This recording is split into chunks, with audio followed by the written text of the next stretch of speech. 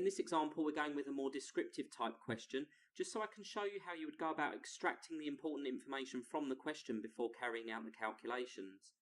So this question reads, a lift cable is 35 metres long and has a diameter of 16 millimetres. The cable is only allowed to stretch by a total of 6 millimetres under maximum loading conditions. The cable material has a failure stress of 280 megapascals and an elastic modulus of 215 gigapascals. Now part A asks, what is the maximum total weight, the lift and the passengers, that can be held by the cable? And B, what factor of safety is in operation under the maximum load?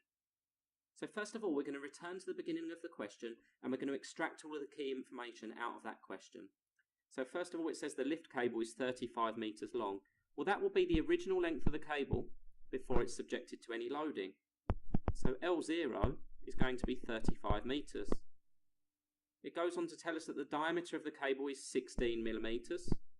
And if the diameter is 16 millimetres, then we know that the radius is 8 millimetres, or half the diameter. It then tells us that the cable material has a failure stress of 280 megapascals. So sigma F is 280 MPa.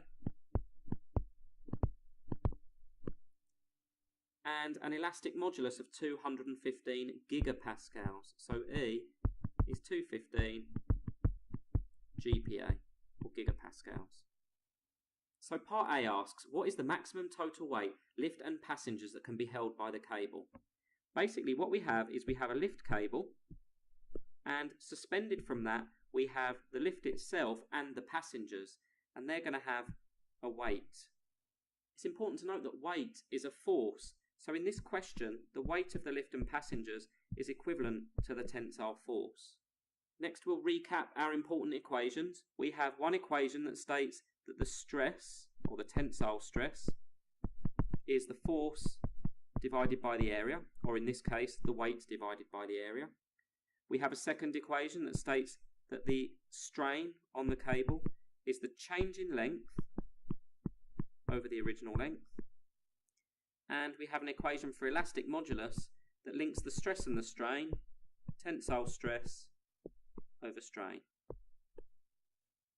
Now there is one other key piece of information in this question, and that is the amount that this cable is allowed to stretch by under maximum loading conditions. And it states that the cable is only allowed to stretch by a total of 6 millimetres. Now as we look at all of the terms in those equations, hopefully you can see that what it's referring to by the maximum stretch of the cable is actually the maximum change in length, delta L, here. Therefore we can add to our list of variables that delta L, the change in length, or the maximum change in length, is going to be 6 millimetres. So before we carry out any calculations, the first thing we need to do is to convert all of our variables into SI units. So we look at the length, 35 metres, that's already in standard international units. But our diameter and our radius are not. The way that we convert from millimetres to metres is by dividing by 1,000. We're not going to use the diameter, but we will be using the radius. So 8 millimetres is actually 0.008 metres. That's 8 divided by 1,000. We've got a failure stress of 280 megapascals, or 280 times 10 to the 6 pascals. And we have an elastic modulus of 215 giga. Recall that giga is 10 to the 9. So 215 times 10 to the 9 pascals. And finally, we've got a change in length of 6 millimetres. We need to convert that to metres by dividing by 1,000. So that's the same as 0.006 metres. Now all of our variables are in SI units. Let's just clear some space once again. So to find both the total weight, which we're being asked for in part A, and the factor of safety, we're going to first of all need the stress. And we can't calculate the stress directly, but what we can do is calculate the stress from the elastic modulus. But in order to do that, we need the elastic modulus and we need the strain acting on the material. So our first step for solving part A is to determine the strain on the material. And the strain is going to be the change in length over the original length, directly from our formulas. And providing we work in SI units, we have a change in length of 6 millimeters or 0.006 meters. Remember to work in meters. And we have an original length of 35 meters. So that's going to give us a strain of 1.7143 times 10 to the minus 4. Now I mentioned in an earlier video that strain doesn't have any units, it's dimensionless, so we don't need to attach any units to that. Next we can use our formula for elastic modulus to determine the tensile stress, and recall that elastic modulus is tensile stress, the thing we're trying to find, over the strain, the thing that we've just found. Now if I want to get tensile stress on its own in that equation, I need to multiply each side by the strain epsilon. So multiply by epsilon each side of our equation, and I'll be left with sigma t, the thing we're trying to find, equals E times epsilon. Well, I have a value for E, 215 times 10 to the 9, and I have a value for epsilon, 1.7143 times 10 to the minus 4. Therefore, we can state that sigma t, the thing we're trying to find, equals 215 times 10 to the 9. We must remember to work in pascals, times epsilon, which doesn't have any units, but it's 1.7143 times 10 to the minus 4.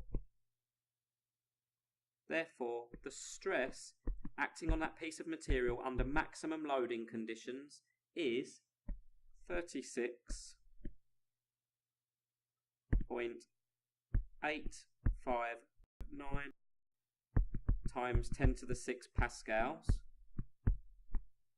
which is the same as saying 36.859 megapascals. So now I have the stress acting on that piece of material at maximum loading conditions, 36.859 megapascals. And I'm going to add that to my list of variables and clear some space for some further calculations. So sigma t, the maximum stress acting on that piece of material, is 36.859 megapascals.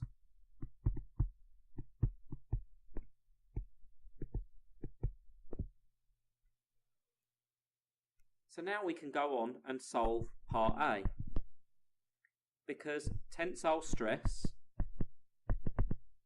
is force divided by area, but we're trying to find the maximum force that that cable can withstand. So once again, I need to rearrange that equation, this time to make force the subject, and I do that by timesing by A each side of the equation. And timesing by A gives me the force equals sigma t times the cross-sectional area of the cable. So I've got some values for this already. Sigma t is 36.859, but I need that in pascals, so times 10 to the 6. And the area of the piece of material, well, it's circular cross-section. We know it's circular because the question gives us a diameter. And the area of a circle is pi r squared. Pi times the radius squared. And we've got the radius. Providing we use the radius in meters, we won't encounter any problems. 0.008 squared.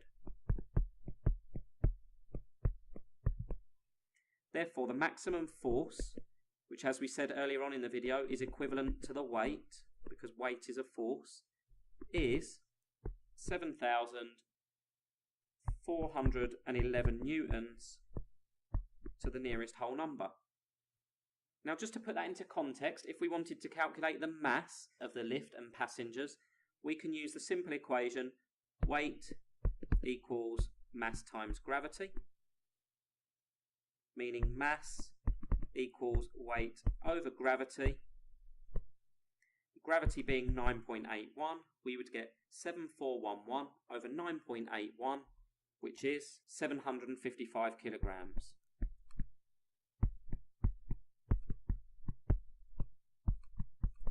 Now the question doesn't ask us to calculate that, but it adds a little bit of context. 755 kilograms is probably the weight of around 10 average-sized adults. So it gives us an idea of the types of weight that this lift cable is being subjected to in order to stretch just 6 millimeters.